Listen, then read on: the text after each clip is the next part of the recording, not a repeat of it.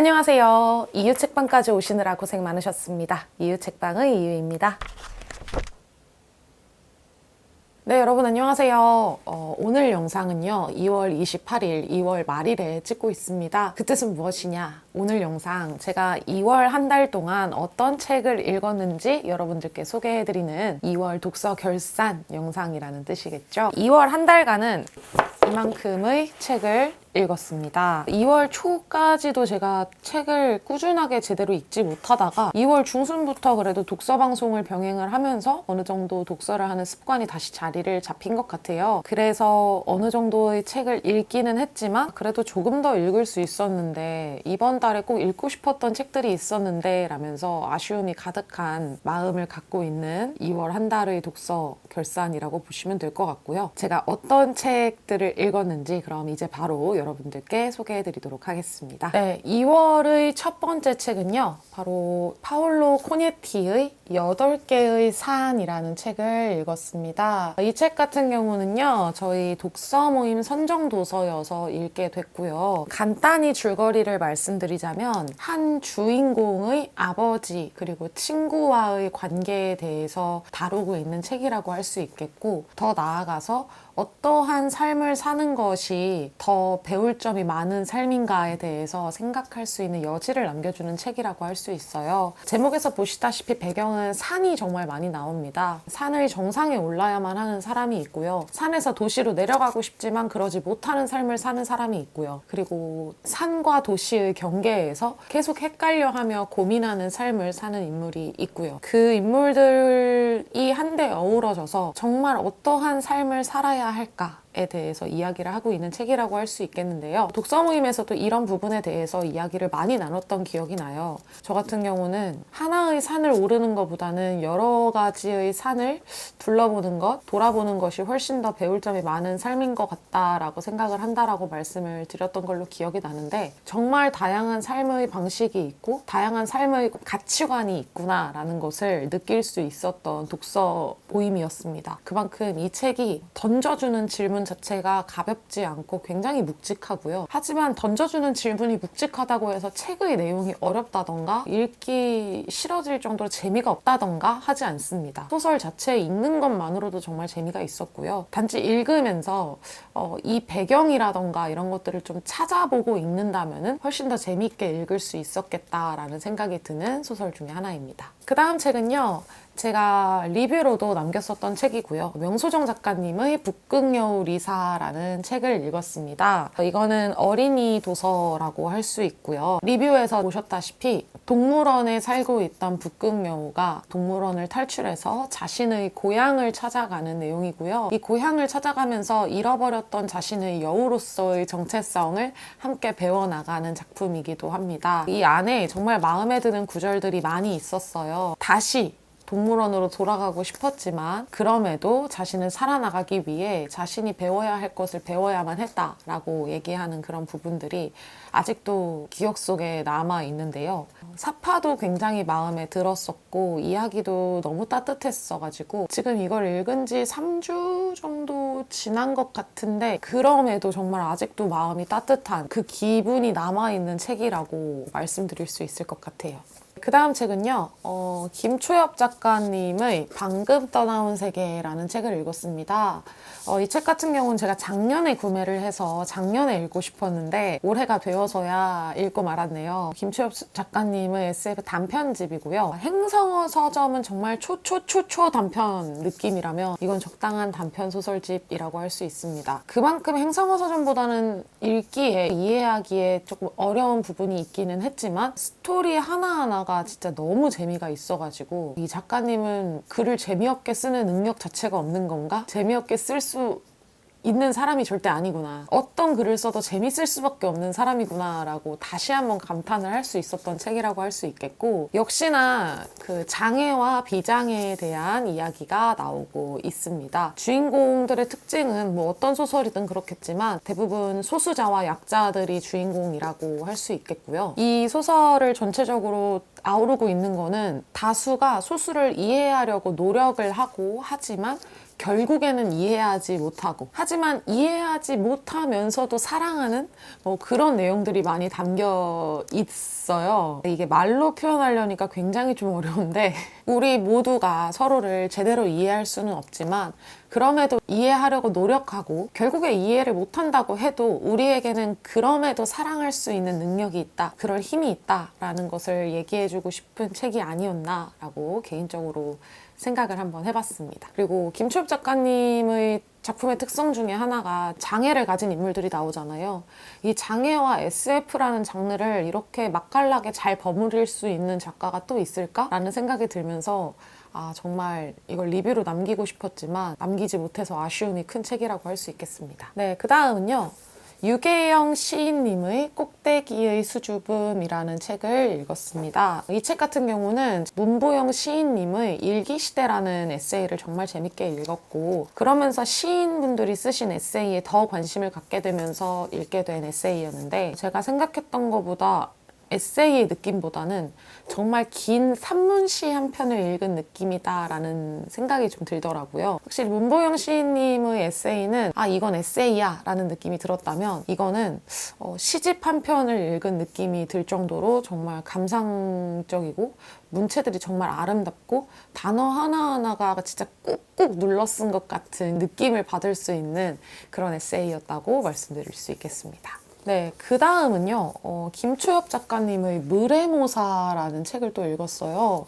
김초엽 작가님의 방금 떠나온 세계를 읽고 나서 그러면서 바로 이제 또 읽어야겠다 싶어서 읽은 책인데 표지가 또 생각보다 굉장히 밝잖아요. 밝은 분위기여서 소설 자체도 그럴 분위기인 줄 알았는데 전혀 제 예상과는 다른 분위기의 소설이었고요. 결말 자체도 제가 예상했던 거와는 정말 다른 결말이 나와서 이렇게 저를 당황시켰던 소설 중에 하나라고 할 수 있겠습니다. 보통 SF 소설은 이제 디스토피아가 나오고 있잖아요. 그런데 이 디스토피아가 나의 입장에서 디스토피아인 거지 또 다른 인물의 눈에서는 이게 유토피아일 수 있다? 이 상대성에 대해서 또 고민을 할 수 있었던 소설이기도 했지만 이 방금 떠나온 세계에서 나왔던 단편 소설들의 소스가 이 물의모사에 녹아 있어요. 그래서 읽는데 참 이 두 개를 연계해서 읽길 잘했다라는 생각이 들더라고요. 이전에 그 김초엽 작가님의 지구 끝의 온실과 행성호 서점도 연계되는 느낌의 부분들이 굉장히 많았거든요. 그래서 이 단편 소설을 짝 지어보자면 방금 떠나온 세계와 물의모사가 딱 둘이 겹쳐지는 한 짝이 아닐까라는 생각이 들어서 정말 재미가 있었고 생각보다 되게 오싹하고요. 읽으면서 깊게 빨려 들어가면서 주변을 상상하면 좀 무섭고 으시시한 느낌이 드는 굉장히 어두운 분위기의 소설이어서 또 한편으로는 이런 글도 쓰실 줄 안단 말이야? 대체 못 쓰시는 글이 뭐야? 막 이런 생각을 했던 소설이라고 할 수 있겠습니다. 그 다음 책도 저희 독서 모임 선정도서로 읽게 된 책이었고요. 매들린 밀러의 아킬레우스의 노래라는 책을 읽었습니다. 독서 모임 때문에라도 더 열심히 읽었던 책이기도 하고요. 독서 모임이 아니었더라도 충분히 흥미를 느끼면서 읽었을 것 같은 책이에요. 아킬레우스 신화에서 어떠한 공백을 발견하고 그 공백에서 파트로클로스와 아킬레우스의 관계라는 점에 집중을 해서 상상력을 가미해서 쓴 소설이라고 할 수 있겠고요. 저는 이걸 읽으면서 되게 다양한 생각을 많이 했던 것 같아요. 인물들의 관계도 그렇지만 명예라는 것은 과연 무엇이고 그리고 운명과 신탁, 그리스 신화에서 또 신탁이라는 게 빠질 수 없잖아요. 신탁이라는 것, 그러니까 운명이 정해져 있다면 나의 삶은 어떤 태도로 내가 살고 있을까? 내가 내 운명을 알고 있다면 어땠을까? 이런 생각도 굉장히 많이 하면서 읽는 내내 꼬리를 무는 생각을 정말 많이 할 수 있었던 소설이라고 말씀드릴 수 있겠습니다. 분량은 꽤 되는 편이었고 저도 읽으면서 집중력을 좀 놓칠 뻔한 부분들이 있기는 했지만 되게 금방 복구가 돼서 마무리까지 정말 재밌게 읽을 수 있었고요. 초반부보다는 후반부가 훨씬 더 재미있는 소설이니까 혹시 한번 읽어보셨다 중간에서 포기하신 분들이라면 다시 펼쳐서 끝까지 읽어보시길 추천드리겠습니다. 후반부가 훨씬 더 재밌어요. 그 다음 책은요, 제가 소크라테스 익스프레스를 읽고 나서 에피쿠로스 학파에 대해서 굉장히 관심이 많아졌다. 그래서 에피쿠로스에 대한 책을 구매를 했다라고 지지난 언박싱 영상에서 말씀을 드렸던 것 같은데요. 이번에 읽은 책은 에피쿠로스의 쾌락이라는 책을 읽었습니다. 이거는 에피쿠로스 학파를 계승한 여러 사람들이 적어놓은 문헌을 한국어로 번역을 해놓은 책이고요. 그러니까 말 그대로 정말 에피쿠로스 학파 교재 이런 느낌이라고 보시면 될 것 같아요. 읽으면서 제가 관심이 있었던 부분들은 정말 재미있게 읽었지만 또 그 외에 다른 부분들, 뭔가 좀 과학적인 부분들이라던가 이런 부분들은 많이 집중력을 놓치면서 읽었던 부분이기도 해요. 천체를 관찰하는 거라던가 이 사물들이라던가 이런 생물들의 분자 단위라던가 이런 부분들이 나와서 조금 어렵게 읽기는 했지만 그래도 나중에 조금 더 집중을 해서 다시 한번 읽어보고 싶다라는 마음이 들었던 책입니다. 정말 어려웠다면 아마 에피쿠로스 철학이라는 거에 대해서 확 포기를 해버렸겠지만 부분의 몇몇 부분 같은 경우는 되게 명상록 같은 느낌으로 짧게 이루어져 있어서요. 읽는 내내 중간중간 멈추면서 생각할 부분이 많았고 이게 철학을 한다라는 것일까? 라는 생각까지 들게 해주었던 소중한 책이라고 말씀드릴 수 있겠습니다. 그 다음 책은 제가 이 에피쿠로스라는 말에 속아서 구매를 해버린 책이에요. 아나톨 프랑스가 지은 에피쿠로스의 정원이라는 책을 읽었습니다. 저는 이게 그냥 정말 제목만 보고 구매를 해서 에피쿠로스 철학에 대한 이야기인 줄 알았는데 전혀 아니고요. 에피쿠로스는 정말 잠깐 나옵니다. 그 외에 다양한 철학가들의 이야기가 나오고 이 아나톨 프랑스의 명상록, 아나톨 프랑스의 단상집 같은 느낌이어서 읽으면서 계속 그래 이 책이 참 좋긴 좋은데 내가 생각했던 거와 너무 다른데? 내가 생각한 책이 아니었는데? 하면서 좀 실망을 하면서 읽었던 책이어가지고요. 다시는 제목만 보고 구매하지 않겠다라고 저에게 큰 가르침을 주었던 책입니다. 그 다음은요, 정세랑 작가님의 제인, 제욱, 제훈이라는 책을 읽었습니다.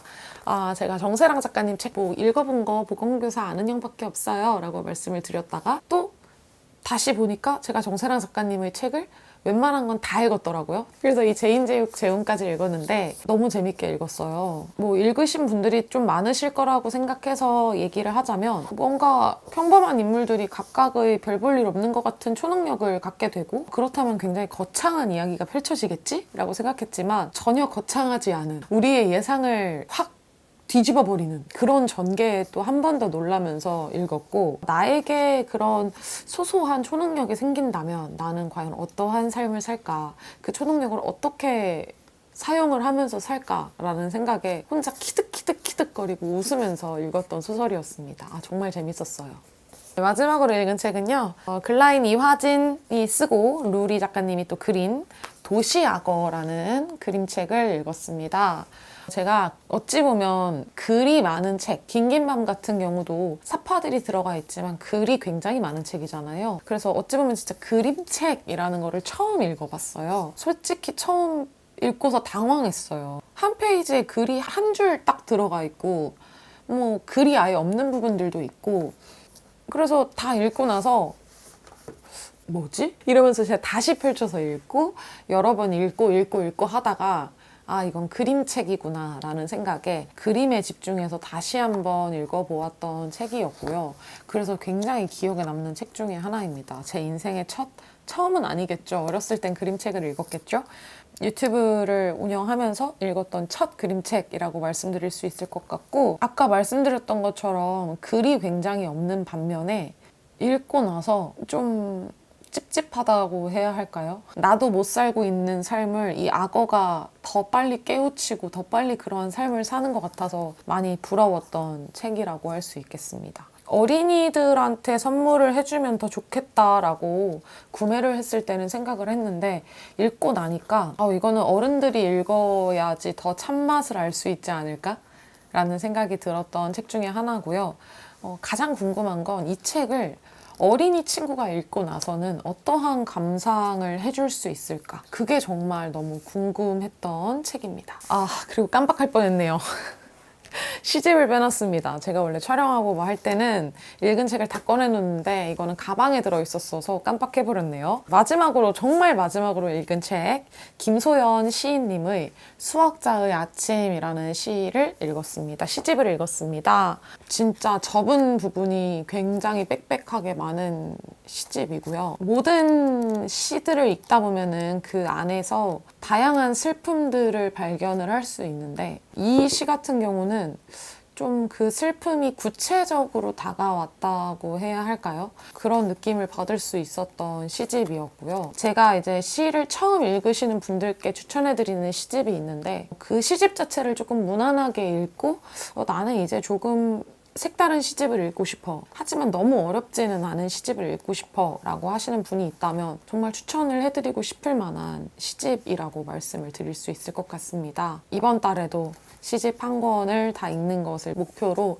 계속 쭉 읽어왔던 시집인데요. 좋았다 라고 한 줄 평 남길 수 있을 것 같습니다. 총 11권의 책을 2월 한 달 동안 읽었고요. 제가 리뷰로 남기진 않았어도 꼭 한번 읽어보셨으면 좋겠다라는 책을 한 2권에서 3권 정도 꼽아보자면 이렇게 3권이 될 것 같습니다. 정세랑 작가님의 제인제육 재훈, 그리고 김초엽 작가님의 물의모사, 그리고 김초엽 작가님의 방금 떠나온 세계, 이렇게 3권 같은 경우는 여러분들이 진짜 꼭 한번 읽어보셨으면 좋겠다. 아직까지 안 읽어보신 분들이라면 충분히 재미있게 편하게 읽어보실 수 있겠다라는 생각이 들어서 이번 달 베스트 도서로 한번 3권을 선정을 해봤습니다. 이번 베스트 같은 경우는 좀 제가 느끼기에 생각할 거리가 많았다, 많은 울림을 줬다 이런 느낌보다는 정말 순수하게 재미로만 꼽아봤어요. 이번에 제가 추천한 이 3권 같은 경우는 그냥 재밌어요. 깊은 생각을 하지 않고 읽더라도 정말 재미있게 읽으실 수 있는 책들이기 때문에 베스트로 한번 꼽아봤고, 읽어보지 못하신 분들이라면 꼭 한번 읽어보시길 추천드리는 3권의 책이라고 말씀드릴 수 있겠습니다. 여러분들의 이번 달에 읽으신 책과 제가 얼마나 겹칠지 또 궁금하기도 하네요. 이 중에 이 도시락어 같은 경우는 제 영상 댓글에 조금 남아서, 기억에 남아서 제가 구매를 해서 읽어본 책이거든요. 혹시 여러분들 읽어보시고 정말 재밌었다라는 책 있으면 댓글창에 남겨서 추천도 많이 해주세요. 그러면 제가 또 귀가 얇아서요, 그런 거 보고 잘 구매해서 또 잘 읽습니다.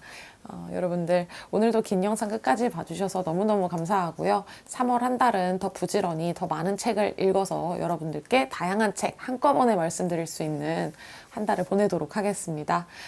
그러면 다들 조심히 내려가시고요. 오늘 영상 즐거우셨다면 좋아요하고 구독하고 알람 설정까지 부탁드리겠습니다.